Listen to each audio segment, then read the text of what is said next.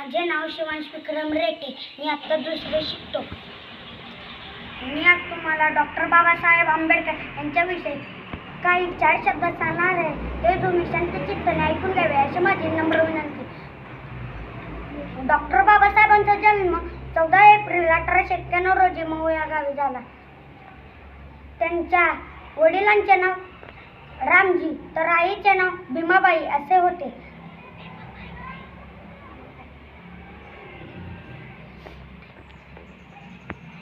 त्यांना लहानपणापासून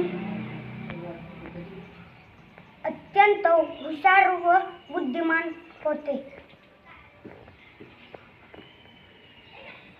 डॉक्टर बाबासाहेब आंबेडकर भारतीय राज्यघटनेचे पहिले शिल्पकार होते. तसेच स्वतंत्र भारताचे पहिले कायदेमंत्री झाले. एवढं बोलून मी माझे शब्द संपवतो. जय हिंद.